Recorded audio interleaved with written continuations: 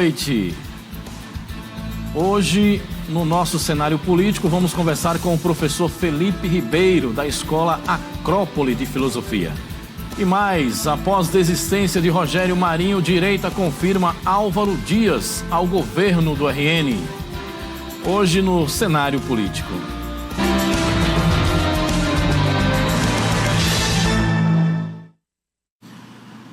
Muito boa noite para você que nos acompanha a partir de agora aqui no nosso cenário político TCM, agradecendo desde já a sua audiência, sua atenção, esse carinho de todas as noites. Hoje, quarta-feira, e nós estamos aqui no nosso cenário político, trazendo os fatos, as notícias do dia a dia de Mossoró e do Rio Grande do Norte também, agradecendo sempre o carinho de todos vocês. Participe do programa, nossas redes sociais aí, @Instagram, no @cenário político TCM, @cenário político TCM, e também no WhatsApp 8802-8941, para você interagir conosco nesta quarta-feira. Olha, hoje, dia de muitos acontecimentos na política do Rio Grande do Norte. Nós vamos comentar, falar tudo o que aconteceu no dia de hoje, em relação à política partidária e também em relação a agendas institucionais. O ministro dos Transportes, Renan Filho, autoriza nesta quinta-feira, portanto, amanhã, o início das obras de publicação da BR-300, aliás, de duplicação da BR-304, entre a cidade de Mossoró e Açu, chamado lote 18 aqui no Rio Grande do Norte. Olha, são quase 60 quilômetros de rodovia, são 57, ao todo, e serão duplicados com investimento de mais de 375 milhões de reais pelo novo PAC.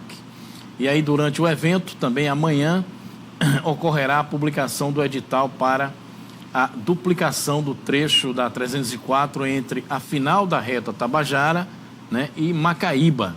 Esse também é outro ponto que está contemplado aí neste pacote, nessa primeira etapa, os dois primeiros lotes do governo aqui no Rio Grande do Norte. E o município de Riachuelo, lá no Agreste Potiguar, vai ser beneficiado entre a reta Tabajara e Riachuelo. A previsão de investimento ao todo, gente, é de mais 237 milhões aproximadamente. Ao todo, a duplicação, quando estiver integralmente pronta, ela vai custar mais de 3 bilhões de reais aos cofres do Rio Grande do Norte. Olha, nós temos agora aqui uma sonora do secretário de Infraestrutura do Estado, Gustavo Coelho, e ele fala sobre essa visita do ministro Renan Filho amanhã aqui no Rio Grande do Norte. Vamos acompanhar. Estamos aqui já no aeroporto de São Rosado, aguardando a chegada do ministro Renan Filho, ministro dos Transportes do governo Lula, que vem iniciar a concretização desse grande sonho que é a duplicação da nossa BR-304, principal eixo viário do estado do Rio Grande do Norte, que se conecta com todas as principais rodovias do estado, sejam federais, sejam estaduais. Quer dizer, essa é a primeira etapa que o ministro vem assinar a ordem de serviço, ligando Mossoró até Açu, e vem também anunciar o edital da segunda etapa, que corresponde ao trecho de Macaíba até a cidade de Riachuelo, leia-se final da reta Tabajara até a cidade de Riachuelo, ou seja, nós teremos aí mais de 100 quilômetros da nossa rodovia 304 duplicados ao final da execução dessas duas obras. E esperamos, na verdade, que continue aí para que tenhamos toda a rodovia duplicada. Afinal de contas, o Rio Grande do Norte anseia por isso, há uma necessidade premente, uma necessidade muito clara, o que se observa muito facilmente por quem trafega na BR-304, dado o conjunto, o volume de veículos que por lá circulam. E aproveitando a oportunidade que estamos aqui no aeroporto, como é que está o andamento aqui da obra da reforma? A obra de reforma e ampliação do terminal de passageiros é uma obra que está sendo executada pela Infraero, tem o acompanhamento do Estado, mas na qualidade de interessados, porque, sem dúvida nenhuma, o aeroporto de Mossoró vem passando por uma transformação muito grande, uma pista nova, papis, que são equipamentos de segurança instalados, boa parte do sítio aeroportuário murado, o restante com a cerca nova, iluminação nova, área de taxiamento toda nova. Ou seja, nós teremos daqui a pouco um dos grandes aeroportos regionais do Brasil aqui em Mossoró. Esperamos, na verdade, que isso seja o suficiente para que possamos daqui a pouco ter voos de longa distância aqui, ligando Mossoró ao restante do Brasil. A conclusão está mantida para março até agora? A informação que temos da Infraero é que a reforma e ampliação do nosso terminal de passageiros deverá ser finalizada até a conclusão do mês de março. Bem, está aí o secretário Gustavo Coelho, falando também das obras do aeroporto aqui de Mossoró, realizada pela Infraero, claro, mas que o governo do estado acompanha de perto.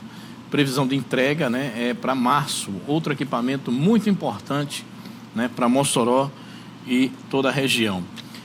Nós estamos aqui com o professor Felipe Ribeiro. A gente ainda tem uma matéria do evento do PL de hoje, que confirmou aí a candidatura de Álvaro Dias do Republicano pela direita. Mas só dar uma boa noite inicial do professor Felipe, porque nós vamos falar um pouquinho hoje sobre filosofia. A Escola Acrópole iniciou um novo ciclo de palestras gratuitas. No próximo bloco nós vamos falar sobre isso. Mas antes, boa noite, professor Felipe. Obrigado por ter vindo aqui no cenário político. Boa noite, Tássio. Boa noite ao telespectador. É sempre uma honra poder estar aqui.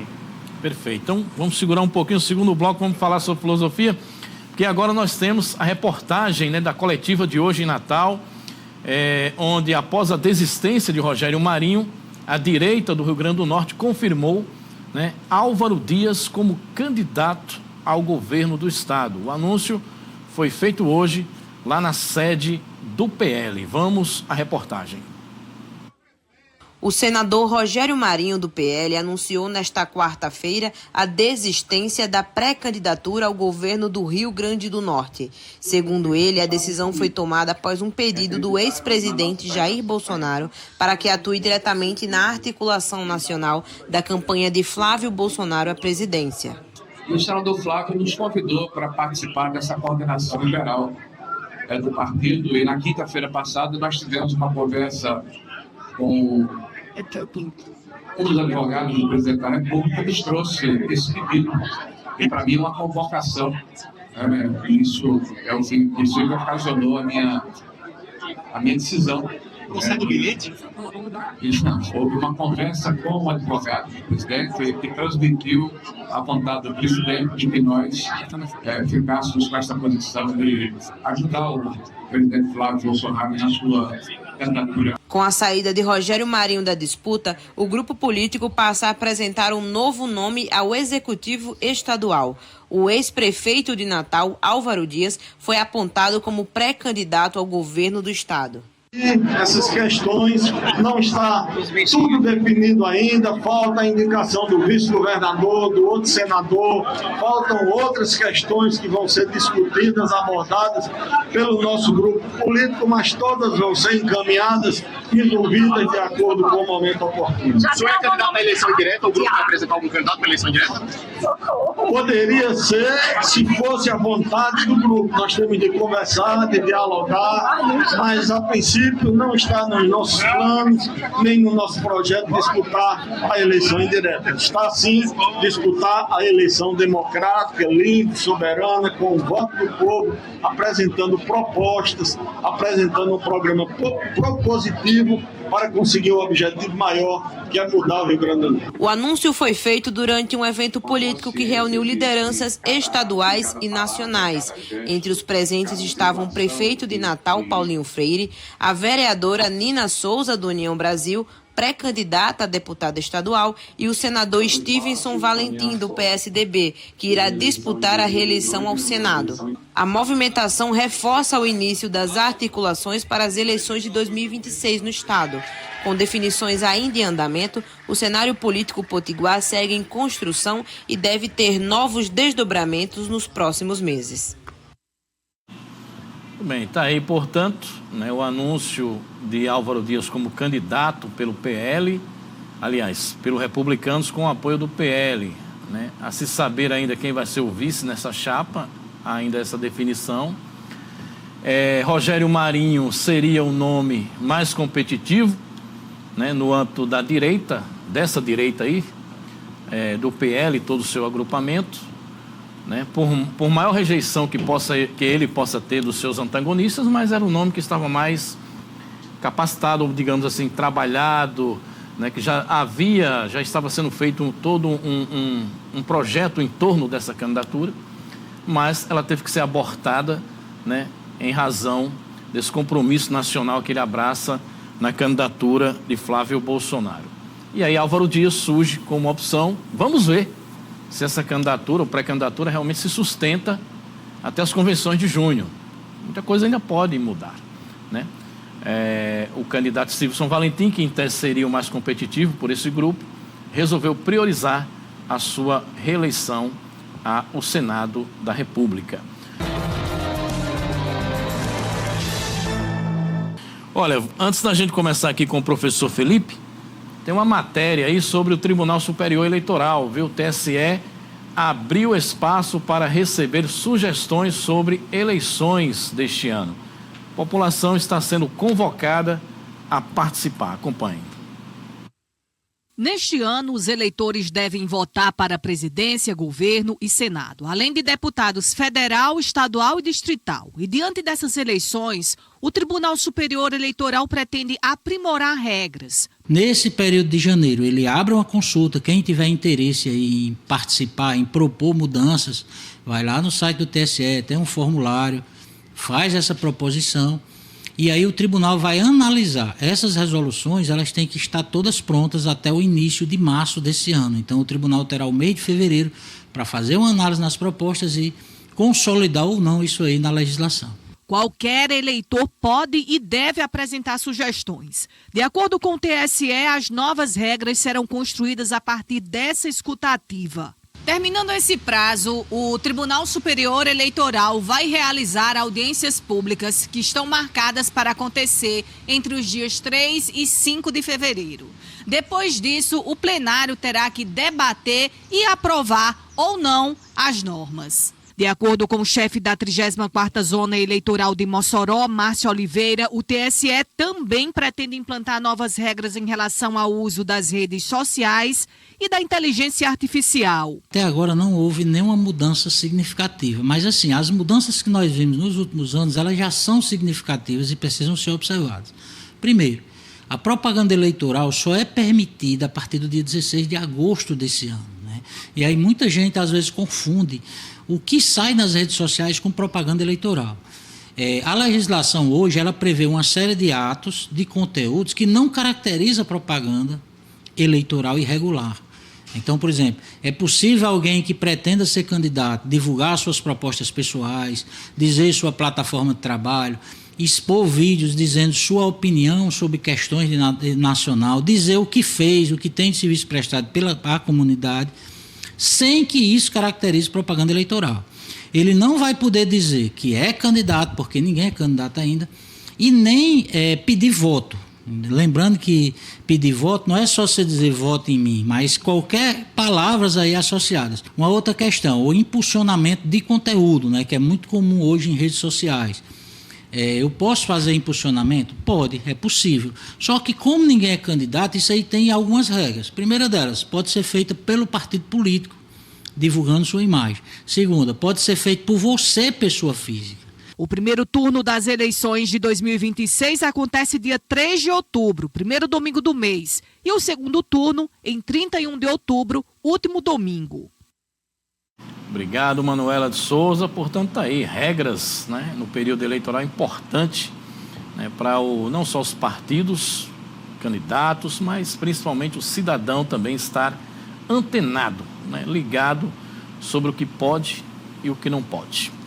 Olha, nós vamos conversar agora com o professor Felipe Ribeiro aqui da Escola Nova Acrópole de Filosofia. A escola iniciou um novo ciclo, né, de palestras gratuitas, né? Importante esse trabalho. E além disso, a gente vai falar um pouquinho sobre a importância da filosofia no dia a dia para cada uma pessoa. Professor, boa noite mais uma vez. Então, a Nova Acrópole já está aí, né, com esse novo momento 2026 ofertando, né, essas como eu diria, palestras gratuitas, professor. Como é que está sendo esse planejamento? Boa noite, Tássio, novamente, aos telespectadores, né? Isso mesmo, a Nova Acrópole é uma escola de filosofia que nós estamos há mais de 12 anos aqui em Mossoró, e nós temos um curso de filosofia que nós chamamos Filosofia Maneira Clássica, e regularmente nós fazemos também o ciclo de palestras. E esse ano a gente começou já agora em janeiro o nosso ciclo de palestras inaugural do ano, né? Com temas que são bastante relevantes e propícios para essa época que nós estamos vivendo, que é o início do ano. É uma época que normalmente a gente está pensando no nosso planejamento, né? Quais são os desafios, quais as metas, o que eu quero aprender, o que eu quero desenvolver. E pensando nisso, são os temas que nós estamos trabalhando, como, por exemplo, como lidar melhor com o nosso tempo, como eu posso planejar o meu tempo. A gente vai falar bastante nesse ciclo de palestras, por exemplo, sobre procrastinação. Não sei se é algo que é relevante, né, para hoje em dia, né? Assim, a gente fala muito sobre isso, né? Quantos de nós temos atividades que devemos desenvolver e às vezes a gente não sabe priorizar, planejar, como a gente pode trabalhar de forma mais eficiente, mais prática ao longo do tempo. E nós somos uma escola de filosofia. A filosofia, ela tem ferramentas importantíssimas de muita relevância que pode nos ajudar a trabalhar essas questões para que a gente possa desenvolver isso ao longo do ano e ter um ano melhor, mais eficiente, mais feliz também. E o momento é justamente esse, né? Início do ano. É o ponto de partida, estaca zero para iniciar realmente esses compromissos pessoais. Então, planejar a vida, ferramentas filosóficas para começar o ano. Então, professor, as palestras tiveram início ontem, Natal, e está acontecendo agora em Mossoró. Tá? Isso. Aqui nós temos, no Rio Grande do Norte, nós temos escola em Natal, em Açu e aqui em Mossoró. E no caso de Mossoró, nossa programação é nas quartas-feiras, né? Que a gente tem a palestra hoje, que está acontecendo lá, né? Começou agora às 19h30. E na semana que vem nós temos uma outra palestra também, às 19h30. A escola só funciona no período noturno, né? É importante sempre avisar. Todos que fazemos Nova Acrópole somos voluntários. Então, ao longo do dia, a gente tem as nossas atividades de trabalho, laborais, as nossas ocupações, né? E a escola funciona só à noite, de segunda a quinta, das 7h30 às 9h30, né? Mesmo que não tenha palestra, se você quiser ir lá para conhecer, a escola é aberta, você pode ir lá conhecer, ter mais informações sobre as nossas atividades e sobre os nossos cursos. Muito bem. Professor, o público da Nova Acrópole, ele é bem variado. Só pode, a partir da maioridade, já pode participar. É isso? Isso, exatamente. A gente tem o curso de filosofia convencional, que nós chamamos esse curso introdutório, que é um curso que ele leva entre 5 a 6 meses. As aulas são uma vez por semana, então, no caso, essa turma que a gente está, a primeira turma que a gente está abrindo no ano, as aulas serão às quartas-feiras. A próxima turma que a gente abrir pode ser que seja terça ou quinta-feira ou outro dia da semana, de acordo com a disponibilidade dos professores também, né, e os horários que estão livres. Mas, no caso, a aula é uma vez por semana, das 7h30 às 9h30. É um curso que dura, como eu falei, entre 5 a 6 meses. E é um curso introdutório, em que a gente vai estudar a filosofia do Oriente, do Ocidente, filosofia clássica, contemporânea, mas sempre com o espírito de entender que a filosofia pode trazer ferramentas relevantes para a nossa vida hoje. A gente diz que esse curso se chama Filosofia para Viver. Ela tem que ter uma relevância na minha vida.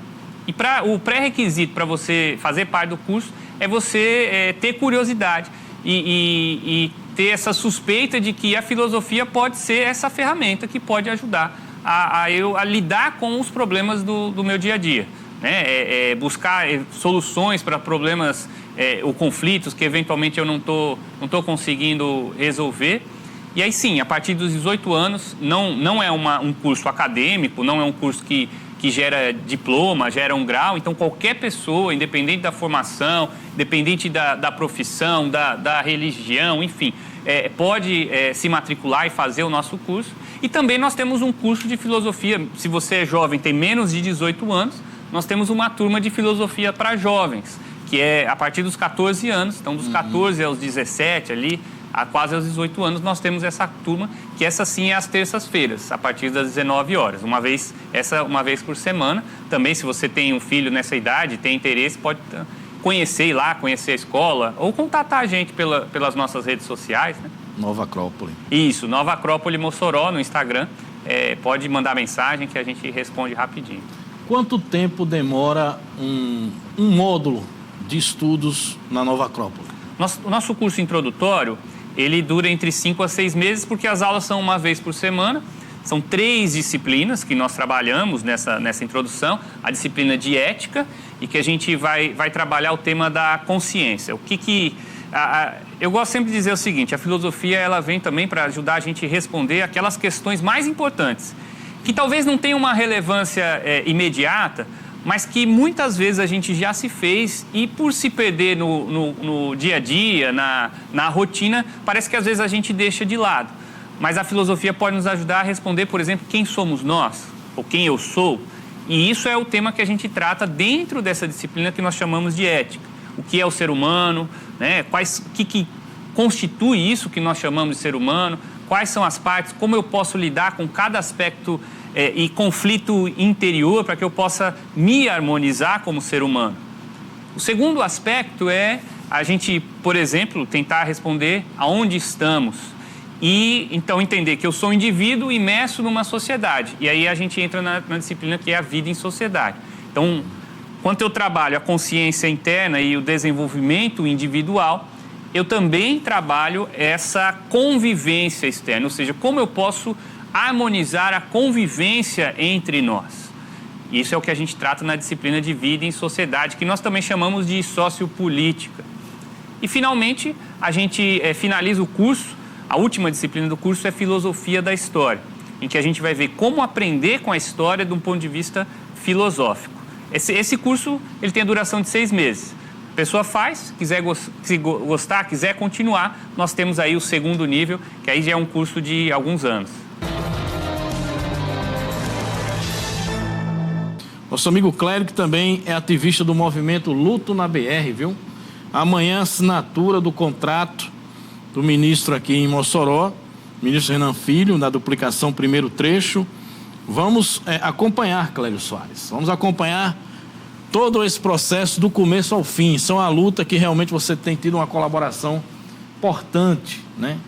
Ninguém menos do que você sentiu na própria alma o que é, né, ser vitimizado, ter uma família dilacerada, né, em razão de uma vítima, né, o seu menino aí, que Deus o tenha, uma criança de 5 anos que perdeu a vida num acidente fatal na BR-304, e o Clério abraçou essa causa, né, com muito amor, revertendo uma dor pessoal, né, transformando aquela perda num sentido de vida, num propósito, né, e foi atrás. O Instagram Luto na BR, você pode acessar aí, né? São milhares de pessoas seguindo. A maioria das pessoas também vítimas, parentes, familiares de vítimas de pessoas que tiveram as vidas ceifadas na 304. A gente vai acompanhar do começo ao fim essa batalha. Olha, custo da cesta básica fecha 2025 com quedas em Mossoró e Pau dos Ferros, enquanto Angicos e Caraúbas registram aumento. Vamos acompanhar. Em 2025, os custos com alimentação no Rio Grande do Norte apresentaram cenários diferentes em 4 cidades do estado. A amostragem foi feita por professores da UFERSA, nos municípios onde a instituição está presente. Mossoró e Pau dos Ferros tiveram uma redução no valor, enquanto Angicos e Caraúbas foram na direção oposta. O coordenador da pesquisa, Tiago Costa, explicou esses números. Isso, em Mossoró a gente consegue fazer uma distribuição por zonas, né? Então a gente percebe que algumas regiões da cidade tradicionalmente tendem a ter preços menores, como a Zona Norte e o centro da cidade, né? E a Zona Leste, né, e Zona Sul são bairros que geralmente têm uma cesta maior. Cada variação dessa vai depender da localidade, do estabelecimento, dos seus fornecedores, né? E também há características comuns, né? Há itens que, de maneira geral, eles reduziram em todas as regiões pesquisadas. Em Mossoró, a cesta básica encerrou 2025 custando R$ 522, representando uma queda de 1,4%. Em Angicos, o acréscimo foi de 0,9%, com o valor final em R$ 521. Em Caraúbas, o aumento foi de 2,5%, totalizando R$ 537. Por fim, em Pau dos Ferros, a despesa ficou em R$ 515, simbolizando uma elevação mensal de 1,8%, mas em contrapartida, o acumulado anual fechou com redução em 4,5%. Em 2025, alimentos como açúcar, arroz e o leite tiveram a chamada deflação, tiveram a baixa nos preços. Em contrapartida, café, pão francês e a carne bovina tiveram grandes aumentos em relação a 2024. Tudo isso motivado por uma limitação da demanda e a ausência de investimentos. O levantamento, que é realizado desde 2022, destacou também os itens mais caros nos 4 municípios. O item que teve a maior variação foi o café, né, pelo segundo ano consecutivo, né, desde 2024. Esse item tem tido um crescimento elevado no seu preço, né? Só em 2025 a variação no preço do café foi de 45%, né, em comparação de janeiro a dezembro. A carne em Mossoró teve uma variação em torno de 5%. Né? Porém, como a carne é o item que mais pesa nessa cesta básica, qualquer pequena variação nesse item gera um impacto maior sobre a cesta de maneira geral. Bem, está aí acompanhamento trimestral da UFESA no preço da cesta básica. Obrigado pela matéria. A gente retoma aqui com o professor Felipe. Professor Felipe Ribeiro, filosofia, ela é mais ou menos, professor Felipe, que é da Escola Nova Acrópole. Filosofia, ela está mais ou menos aí equiparada com, a gente pode chamar também de espiritualidade, de alguma forma, ou são coisas distintas? Sim, sem sombra de dúvida, né? Sem sombra de dúvida. O objeto principal a gente pode dizer que a filosofia, ela tem como objeto de estudo o cosmos, né? O universo, a natureza e o homem.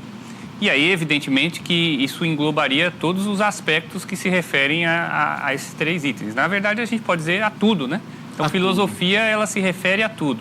E aí, lógico, de forma didática, a gente pode dividir a filosofia nas suas diferentes áreas de estudo. A própria ciência, né? Que a gente preza muito hoje por ela, até pouco tempo atrás era conhecida como filosofia natural, porque a filosofia é aplicada ao conhecimento da natureza, quais são as leis da natureza.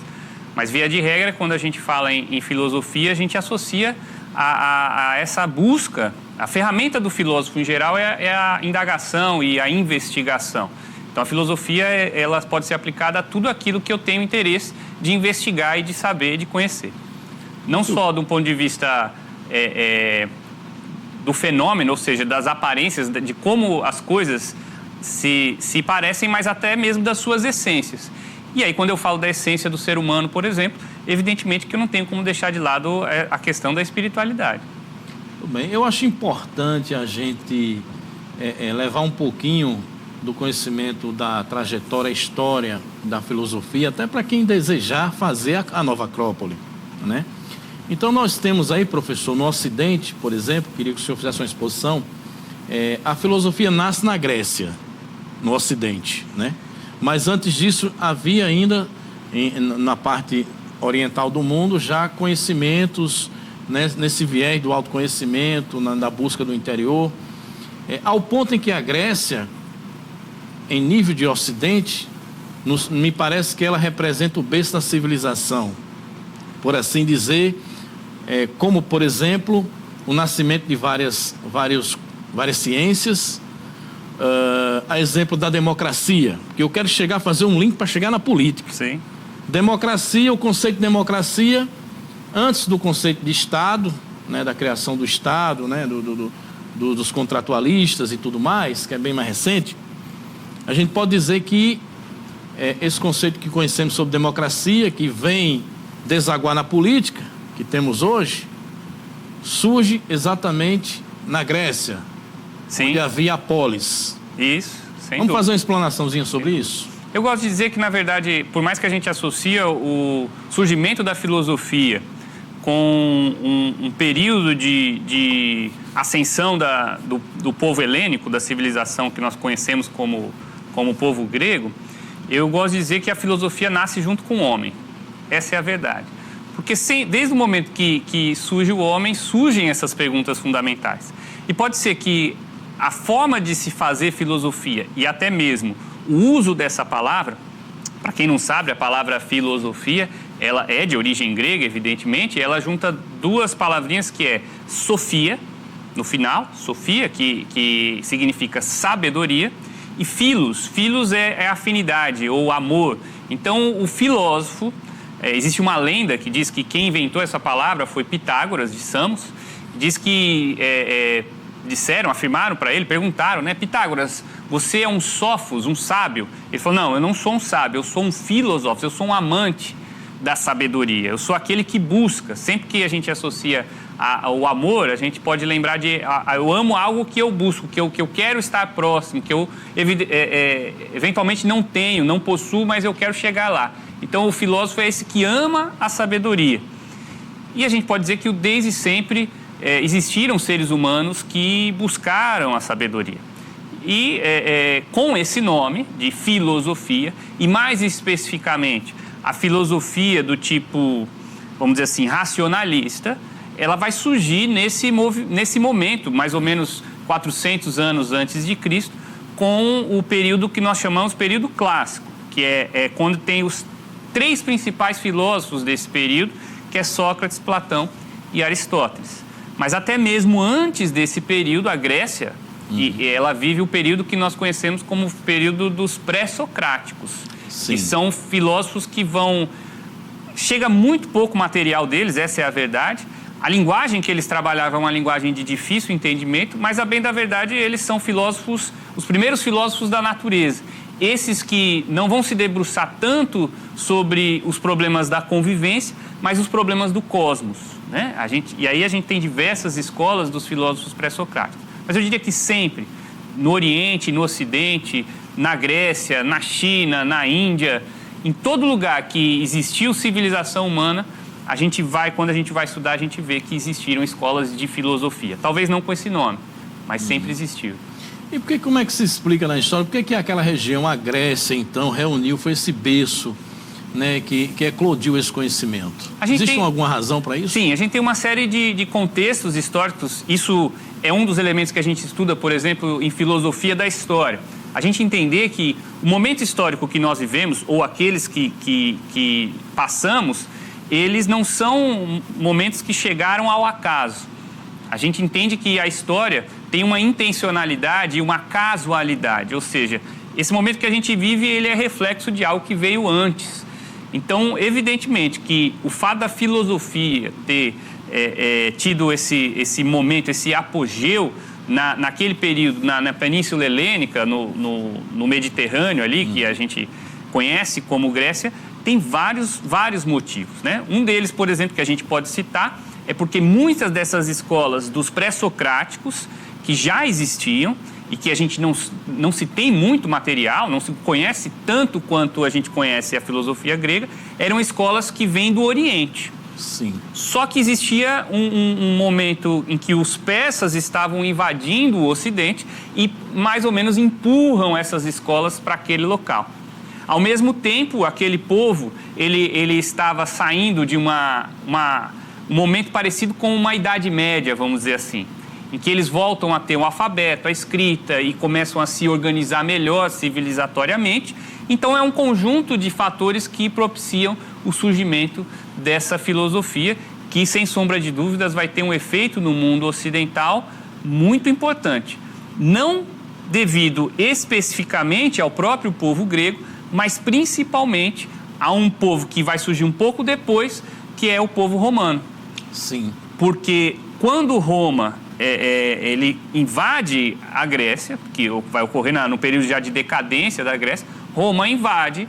Os romanos, eles, diferente de tentar impor a sua cultura aos povos que eles conquistavam, vamos dizer assim, eles eram muito ecléticos, muito tolerantes em relação a essa questão cultural. Por isso que eles têm o sucesso de fazer esse grande império global, primeiro grande império global do mundo. Quando chega na Grécia, ocorre um fenômeno bastante peculiar, que eles olham para a cultura grega e falam, essa cultura é superior à nossa. Então, o que a gente vai fazer? A gente vai aprender Os romanos tinham essa característica.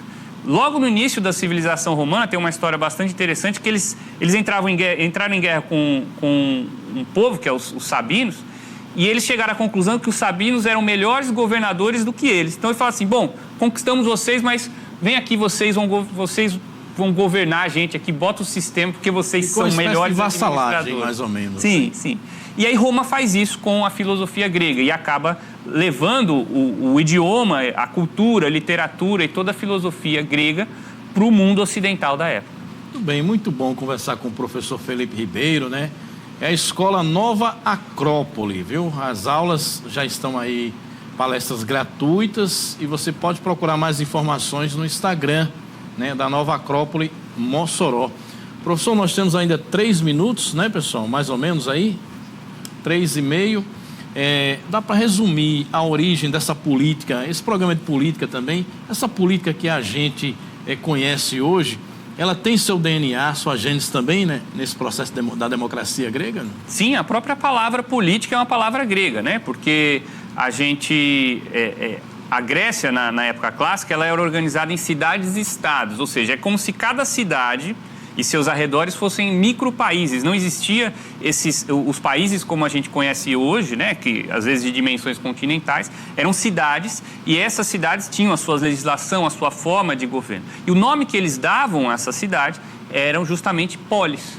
Polis é a palavra grega para essa cidade-estado. E política, portanto, é a forma de administrar a cidade. Perfeito. E todos os filósofos, se a gente só faz um recorte do mundo clássico, Sócrates, Platão e Aristóteles, eles evidentemente vão tratar do tema da política em muitos momentos, né? Sócrates não deixa obras escritas, mas tem uma influência muito grande, né? A gente sabe que ele tinha uma atividade muito grande na política, e tanto que foi condenado à morte por conta das suas críticas, né? Foi um julgamento, vamos dizer assim, mais político do que qualquer outra coisa.